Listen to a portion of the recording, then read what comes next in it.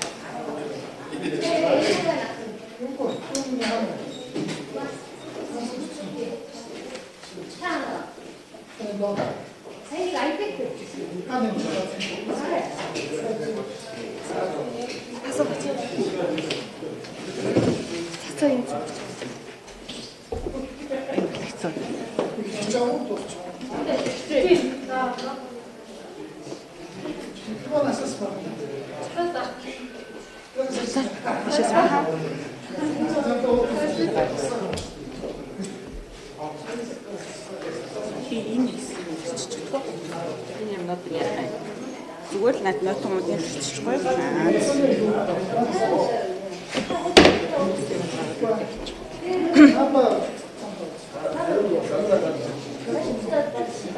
За эхлэхээч хөө. Тийм цаг нь болцсон байна. За. Сүхбаатар дүүргийн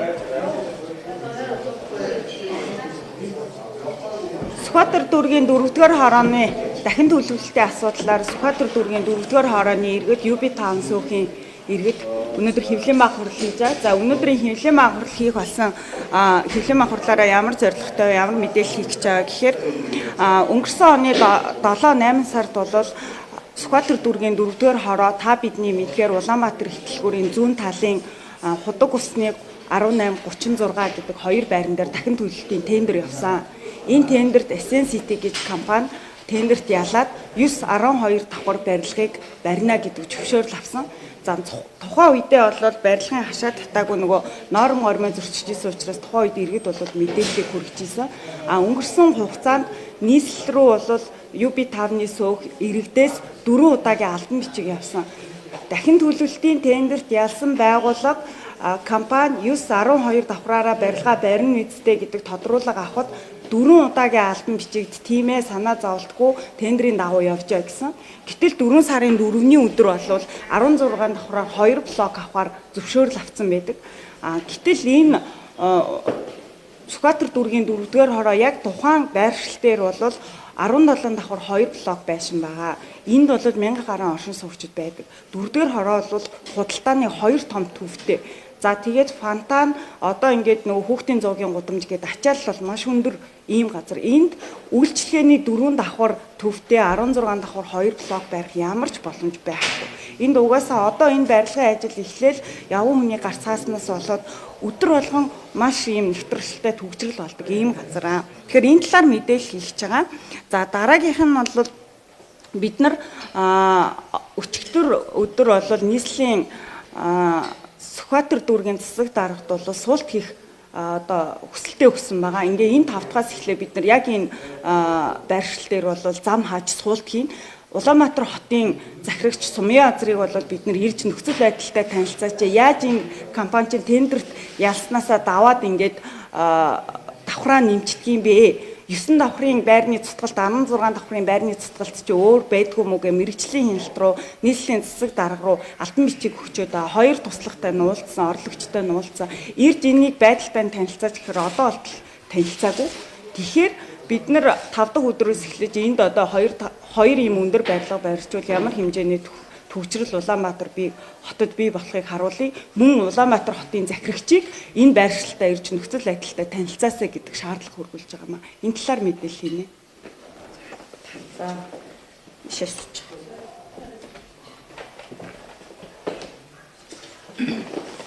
За би орсон суугчийн төлөөлөгч байгаа юм. Ер нь энэ дахин төлөлтийг бид нар эсэргүүцээгүй. Ер нь дэмжиж байгаа. Гэвч нөгөө тендерт ялсан яг зөвшөөрөгдсөн 9-12 давхраараа баригдахгүй байгаа. 16 болох шийдвэр гаргуулсан байна 4 сарын 4-нд. Энийг л бид эсэргүүцээд байгаа юм. Энийн төлөө бидний бичиг цаас гэж бүтэн жил явсан. Одоо боллоо би хариу хөрс. Би энэ хариуг нь авахыг хүсэж байна. Одоо боллоо бид нарыг өөрснөө гарч тэмцэн. Өөрийн биеэр гарч тэмцэж энэ компани 16 9 давхраас 9 12 давхраас дээш давхрыг бариулахгүй бид нэр орсон суугчтайгаа нэгдэж тэмцэж одоо өөрийн биеэр л тэмцээ. Тэртээ дэргүй төр засагт юу ч хэлээд юу ч бичиг цаас явуулаа бүтэн жил явуулаа. Мэргэжлийн хяналт нийслэл рүү шүүх цагдаа зөндөө газар руу явуулаа. Одоо тэгэл цаг хугацаа аваад энэ компани бидний ингэж бичиг цаас хөгжүүлдэж явсаар байтал угаас энэ компани барилгаа алхам дээш нэг давхраар нэмээд байгаа. Тэгээд ер нь эцсийн сэтгэлгээд энэ төр засаг сумьяа газар нацагд орж буруу шийдвэр гаргаж гаргасан хариуд гаргаж иргэд компани хоёрыг байнга ингэж зөрчилж хооронд нь дандаа зөрчил үүсгэж байдаг. Бидний хооронд ямар нэгэн аюул бидний аюулгүй байдал энэ эрх ашиг зөрчигдөж янз бүрийн асуудал гарвал яхан хэн хариуцах юм? Энэ шийдвэр гаргасан хүмүүс л хариуцах гэж би бодож байна.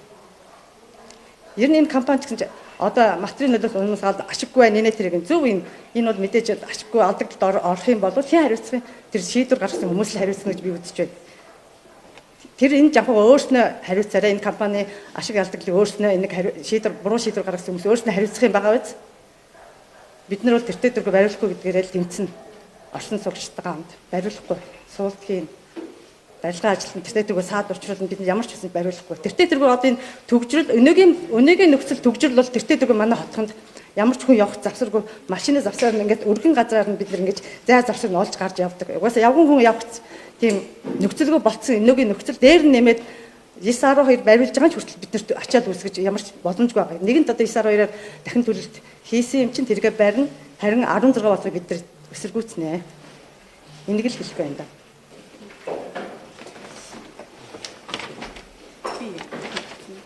Тэгээд бас энэ хотод дахиад давхар хэлээ. Энэ хотод эзэн байна уу?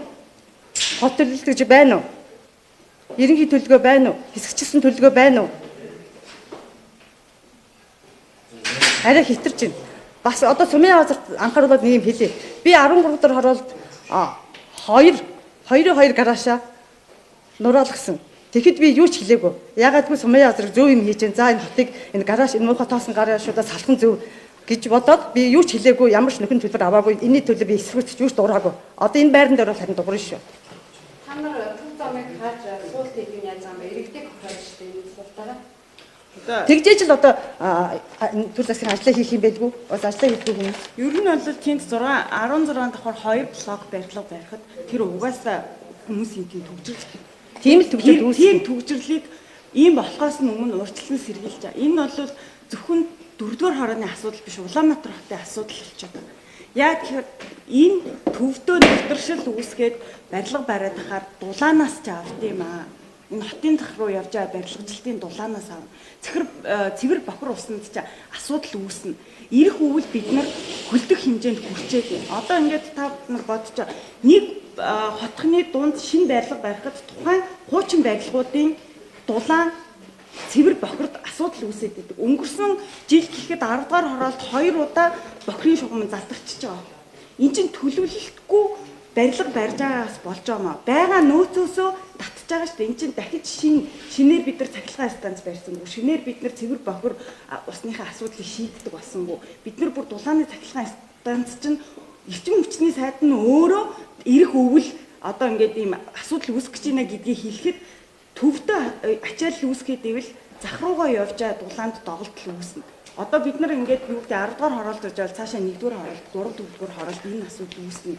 Энэ бол ерөөсөө хотын дахин төлөвлөлт 1000 гаруй хүний асуудал гэж Улаанбаатар хотын иргэд битээ хараасаа. Одоо бид нар бол энэ буруу төлөвлөлтийг олон жил хийсний хор хохирлыг хотоороо амсаж байна. Өвлийн удирдалд бид нар хичээл сургуулийн цагт бүгд тэг зогсолт хийдэг болчихлоо. Энийг шийдэж чадсангүй. Гэтэл сумын газрын энэ хот удирдах байгаа бол хамгийн өндөр төсөвтэй байгаа шүү. Тэгээ бид нарт энэ нөгөө үндсэн асуудалтай хөрөнгө оруулахгүй ингээд иргэд хувийн хвшилт хоёрыг маргалдуулсан ийм байдалтай яваад тахаар бид нар хотод амьдралын чанараа алдаж байна. Эрүүл мэндээрээ хохирж байна. Хүүхдүүд сургуулиуд боловсролын асуудлын тухай бид нар үнэхээр ярьж чадахгүй. Бид нар энэ байдалтай дасан зохицоод биднийг төлөөлнө гэж сонгогдсон хүмүүстэй хариуцлага тооцохгүй бол бидний амьдралын чанар улам мууцсаар болно. Тэгэхээр төв зам ингээд хаагдвал яах юм бэ гэж энэ асуулт аюул зү. Би энэ асуултыг сумын газраас асуумаар байна. Энэ төв зам ингээ хаагдаад тэнд чи ийм 16 давхар 4 блок баригдчихаар юу болох юм? Одоо 2 дугаар төрхийн ардалт газар ухаад эхэлсэн. 73 дугаар дэлгүүр дээр дахин төлөлт хийн гэж. Анхнаасаа хотын төвийн дахин төлөлтийг ийм буруу жишгээр явуучих юм бол одоо тэр ихэнлийн шар шиг юм болно. 13 дугаар хороол шиг юм болно. Натуурын зам шиг юм болно. Яармаг шиг юм болно. Одоо энэ яармаг руу 2 өдөр явж байгаа юу гэдэг хошигнол чинь дараа жил гэхэд бид нар яармаг руу 7 хоног явдаг болов шүү нийслэлчүүдэд. Нөхцөл байдал юм ба. Тэгэхээр энийг зөвхөн юм нэг хотын төвийн асуудлууд энэ хэдэн хүний асуудал гэж харахаа болооч. Тэг бүгдээрээ шаардлагаар хүргүүлье.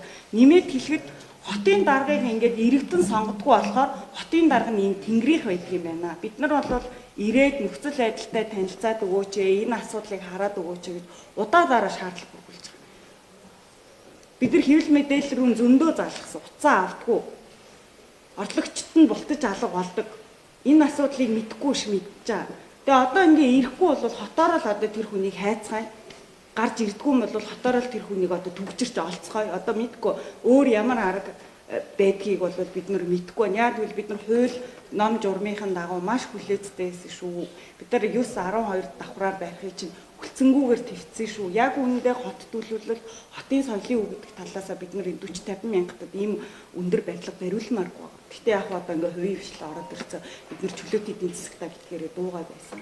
Одоо олж чадахгүй нэг. За нэмээд хэлэхэд Сүхбаатар дүүргийн 4-р хороо Сүхбаатар дүүргээс сонгогдсон иргэдийн төлөөлөгчд нийслэлийнхэн ч дүүргийнхэн ч бидэртэй ирж уулзах байгаа. Тэр хүмүүс биднийг уг нийслэлээр төлөөлөө ажиллаа хийдэг гэж бид нар боддог. Гэхдээ биднийг төлөөлдөг юм байна. Манай дүүргээс сонгогдсон, манай тойргоос сонгогдсон хүмүүс Согтоотор гишүүн, Мөнх цэцэг гишүүн, Мөнх оргил гишүүн энэ асуудал анхаарал хандуулдаг юм байна. Хотын төвийн их дэлгүүр тойрсон барилгууд дээр дандаа ийм асуудал гардаг. Дандаа аргацаас явж байгаа. Шүүх хурал нь 7-8 жил сунжирчсан ийм барилгууд хүртэл байдаг. Энийг хизээ зэгцэх юм бэ? Хизээ та нар биднийг төлөөлж байгаа ажиллаа хийх юм бэ? Хизээ Улаанбаатар хотын иргэдийг хэсэг бүлгээр ингэж газрын тэмцэлтчин болгож ажил амьдралыг нь саатуулах гэж байгаа юм бэ. Одоо ингээд яг ийм хэвлэлийн уралд бол энэ хэвлэлийнхэн маань маш олон ирдэг тий бүгдийн цэцэрлэггүй олчлоо, цэцэрлэгийн газар дээр барилга барьчлаа, тоглоомын талбай буулгачлаа гэх. Дандаа эмэгтэйчүүд үүдэг. Тэгээ нэг эмэгтэйчүүд гараад үгээ хэлэхээр нөгөөдүүлээ сайхан нийлж агаад сошиалор бүлийцдэг. Урдаас нь нэг юм бүх байрын хилтэн залуучууд тавиад дээрлэхүүлцдэг. Энэ арга болохгүй мүү төр засгийнхаа тэгээ энэ хотыг удирдах хүн байгаа бол ийм бусрамг юм а болооч тэр хүмүүстэй чи бид нар үнэхээр харьцмааргүй. Та нар ажиллаа хийхийг шаардж байна. Хэрвээ ажиллаа хийж чадахгүй бол одоо болиул яад юм. Тэгээ энэ сумын анзар гэж хүн бол сонгон хайрхан дүүргийн иргэдийг төлөөлнө гэж сонгогдчихад гинтхэн хотын дарга болно гэ хот дээр ирээд зайдлаа суудсан. Одоо тэгээ энтэй биднээс сонгогдоогүй учраас бидний их ашигын төлөө асуудлын маань хилдэж чадахгүй бол тэр нам засаг нь энэ хүнээ буцааж татвал яад юм бэ? Ардын намын гишүүн бидтэй. Энэ хүнээ татаад одоо дараагийнхаа хүнээ тавьд юм уу? Яа ингээд сүүлийн 2 жилийн газрын маргаан бол арай дэмдэж байна. Ялангуяа энэ хотын төвийн асуудал чинь бол маш хүнд байгаа шүү. Тэгээ энийг ярьж нөхцөл байдалтай танилцахгүй бид нар 5 дахь өдрөөс эхлээд төв замыг чинь хаан шүү, тэнд суулт хийн шүү гэдгээ хэлж байгаа. За тэгээд хэрэгцээ одоо ингээд энэ асуудлын анхааралтай хандахгүй бид нарыг ингэсэн шүүх цагдаагаар яваад ингээд ном журмынхаа дагуу явахыг бол барилгын цутгалт бол хүлээхгүй. Одоо уржигдор гэхэд 9 давхрынхаа дээдлийг цутгасан өнөөдөр ингээд дээшээ 10-аар барьж байгаа. Бид нар энд чинь дээшээ юу ч байруулахгүй шүү. Тэрийг бүр хариуцлагатай хэлхийг нэг юм хэлчихэ. Одоо ингээд хэлсэндээ хүрдэг байхгүй мүү? Тэр бичиг цаас чи ингээд хуйлд нам дүрм чи үйлчлэхгүй юм бол ер нь энэ хүмүүсийг бид нар яах юм? Энэ хүмүүс бидний төлөөлөх гэж сонгогдоогүй юм бол бид нар энэ хүмүүсээр яг яах юм бэ? Чи нэгэ дараад эхэлчихсэн. Би нэг ер нь би одоо нэг юм яриад байгаа. Яагаад ер нь дандаа нэг шинэ барилга баригдахад дандаа хажуу байрны ирэх ашиг хөндөж байд юм бэ? Байнга хөндөгддөг шүү дээ. Байнга л яригддаг. Ирээсээ шийдэгддэггүй. Тэгэл тэр хажуу төрүүчийн байрнууд нь дандаа хогшчихдаг. Гэрэл гээгээ нар салхи бүх юм хаалгаж. Тэр аюулгүй байдал бүх юм хаалгаж явган зам машин зогсоод бүх юм хаалгаж идэг. Дараагийн шин байшингаар. Энийг ингэ зохицуулаад ирнэ ямар байх хэвээр нөө төлөвлөлтөнд оруулаад ингээд зөвшөөрж ярьж болдгоо мó. Дандаа байнга ийм асуудал үүсгэж иргэдийг биднийг дандаа ингэж ажиллаа. Бидний одоо баг нөгөө ажлыг хийгээд шүү дээ. Төр засгийн ажлуудыг бид нар иргэд хоорондоо компанитай ингээ маргалдаад ингээ эсэргүүцээд ийм байх хэвээр тийм байх хэвээр норм дүрмээ бариач гэж байнга ингэж тэмцэж явах уу? Энэ яагаад шийдэгдэх байнгын мөнхийн юм байдгийн бэ? Одоо эн чинь болоо юм биш үү? Бид нар бас ажиллаа хиймээр байна. Татвараа төлдөг. Татвараа төлөөд энэ амар тавь амьдрмаар л байна шүү дээ. За бид нар өнөөдөр ийм асуудлаар ярих гэсэн энэ хэвлэлийн баг хурлыг хийсэн зорилго нь Улаанбаатар хотын бүх иргэдтэй холбоотой асуудал шүү. Одоо яг үед нь ингээд юу гэдэг нь хэдийн хүмүүс эсэргүүцэж ин гэж харж байгаа. Энэ чинь энэ өглөөс эхлээл энэ барилгын цутгалт ингээд дуусгаас эхлээл манай хотын замд ачаал үүсгэн, халуун дулаанд ачаал үүсгэн, цахилгаанд ачаал үүсгэн энийг манай дэд бүтцүүд дийлэхгүй шүү. Тэгэхээр би энийг хэвлэлийнхнаасаа хүсэж яваа сурвалжлаад өгөөрэй. Үнэхээр ийм юм болоод байгаа юм. Үнэхээр ирэх үйл бидэнд юу тохиолдох юм бэ гэдгийг асуугаарай. Дээр нэмээд тийм дахиад 1000 гарын айлын орон сууц барьчихад сургууль цэцэрлэгийн хүрэлцээ байхгүй. За тэгээд ингээд бид нар Улаанбаатар хотын асуудалд ингээд санаа зовхгүй, анхаарал хандуулахгүй бүх нийтээрээ оролцохгүй болохоор бид нар үнэхээр дураараа авирлж байна. Бид нар маш олон соёлын өвүүдийг энэ ардын намыг хот удирдах яг үед устгуулсан. Тэгээ ингээд асуудал үүсгээр иргэдийг маргалдуулаад асуудлыг жижигрүүлждэг. Бид нарыг төлөөлж байгаа бол тэр төлөөллийнхөө зарчмаар ажиллаа хийж чадахгүй бол бид нар эргүүлэн татдаг болмоор байна. Бид нар хотын даргаа сонгодог болмоор байна. Хариуцлага тооцдог болмоор байна. Хэрвээ ийм бусармаг үйлдэл хийгээд байгаа бол бид нар эргүүлэн татах эрхтэй болмоор байна. Ингэхгүй бол яах юм? Бүгдээрээ 2-3-аа нийлээд нэг байрны гадаа шомбоотл сууж идэг ийм иргэд болох юм уу? Манай Монгол улсын нийслэл Улаанбаатар сая 700 мянган хүн амьдардаг.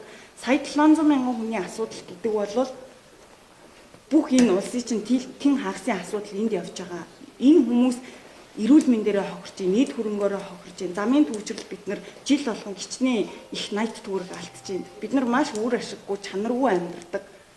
Тэгэхээр бид нар энэ ирээдүйн төлөө өөрсдийнхөө өнөөдөр амьдарч байгаа амьдралын чанарын төлөө дуу хоолойгоо өргөөрэй, нэгдээрэй.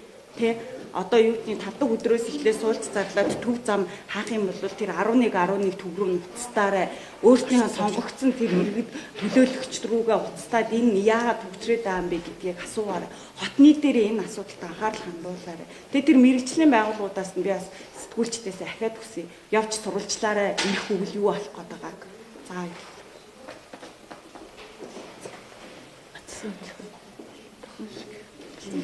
Тийм.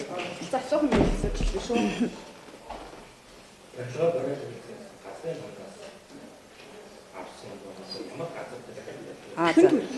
Хуучин худаг усны 36 энэ Сүхбаатар дүүргийн 4-р хорооны худаг усны 36 гэж байгаа. Тэнд 4 давхар барилга байсан хуучин. Давхар барилга барина гэдэг юу албан бичиг бол танд удаа дараа өгчээсэн байдаг шүү дээ тийм. Өгчээсэн. Энэ дээр хизээ өгсөн 16 давхар. Энэ дээр бас ийм юм хэвдчих шиг боллоо. Сая нөгөө намар 11 сард чинь нөгөө манай нөгөө цөөхөн захирал байсан хүнийг хүн манай оршин суугчдын гарын үсэг яг өмнө нь нөгөө нэг өгчээсэн гарын үсгийг ашиглаад 9 давхар барих барилгыг 16 давхар болгосон байгаа байхгүй юу? Оршин суугчдад хэлэлгүйгээр тэрийг бид нар манай оршин суугчид дахиж нөгөө хойноос нийслэл рүү бичиг явуулаад ингэсэн хууль бусаар ингэсэн тэгсэнгээд явуулаад тэрийг зуцлуулсан. Зуцлуулаад бид нар чинь те 9 давхар буцаага болгосон байхгүй юу? Тэрийг болохоор тийм энэ архитектур төлөвлөлтийн газар гээд байгаа байхгүй юу? Тэндээс бол хамгийн анх нөгөө нэг тендер зарлаа зөвшөөрлөө 9 давхраар авчаад 11 сард болохоор 16 давхар болгоцсон байгаа байхгүй юу? Манай сөөхийн одоо гүйцэтгэх захиралтай одоо хувилдаад цөөх шийдэхгүй тэрийг нууцаад тэгээ тэр бичгэн дээр болохоор юу гэсэн байна гэхээр зэрэг манай одоо тий UB5-ны оршин суугчид одоо энэ урд 2 барилгыг 16 давхар болохыг зөвшөөрж ийн мөн одоо урдлын одоо нийтийн эзэмшлийн талбай машины зогсоолыг хамтдаа тий энэ 2 барилгатай хамтдаа эзэмшихийг зөвшөөрж ийн гэж бичсэн бичиг явуулаад тэгээ 16 давхар болгоцсон байгаа байхгүй юу. Тэгээ тэрийг бид нар мэдэхгүй байж аваад 11 сард мэдээ тэрийг хойноос нь яваад нийслэл рүү бичиг явуулаад ингээд тийм зуцлуулсан. Хамгийн сүүлийн юу нөгөө нэг 9-12-ороо байгаа гэдэг бичгийг биднэрт 1 сард өгсөн. 16 давхраар 2 болгочлоо гэдгийг 4 сарын 4-ний өдөр яг тэр нацаг дөрж гэж хүн чинь гарын үсэг зураад нийслэлийн мэрэгжлийн зөвлөлийн холбооны 8 тэг 8 гэдэг тоотоор гаргацсан маа. Тэгээ энэ Тэгээд- болохоор мэрэгжлийн зөвлөн 4 хүний бүрэлдэхүүнтэй хуралцдаг хуралдыг 2 хүн хуралдаад нэг мэрэгжлийн гар үсгтэй ерөнхий архитектор Нацаг Дорж гэж хүнийг зөвшөөрөлтөөр гаргасан. Тэгээ энэ одоо энэ Улаанбаатар хотын төлөлтгүй байгаа байдал бол ерөөсөө энэ Нацаг Дорж гэдэг ерөнхий архитектуртай холбоотой юм байна гэж бид нар хараад байгаа. Тийм. Тий. Нэг юм нэмээ хэлчих. Тэгээд энэ компани барилга барихтаа ямар ч гадна талдаа хаяг алдарсан нөгөө ийм барина гэдэг те мэдээлэл дээрээс өгдөггүй бид нарт. Тэгээд бас Анханасаа нөгөө ерөөсөө ийм ямар ч байгаа. гадаа хэдэн давхар юу баригдах нь тодорхой бус. Ингэж хэлүүлээд яваа. Барилга хоорондын зай байгаа аахгүй юу? Одоо манай тэр хоёр барилгын хоорондох зай нь 30 м хүрэхгүй зай байгаа аахгүй юу? 20 м, 27 8 м. Тэгэхээр барилга хоорондын зай 30 м байх тохиолдолд 9-өөс дээш давхар барилга барьж болохгүй гэд байгаа аахгүй юу? Тэгээд энийг бас зөрчөөд. Тэгээд дээр нь тэр одоо каран байрлуулсан. Каран нь бол одоо нөгөө ганцхан одоо бэхлэгээтэй. Тэр чин давхар болгоноос бэхлэх ёстой. Удаа дараа том моднууд доошоо одоо очиж ингэж нөгөө хүмүүс эрсдэд учруулсан. Өөр.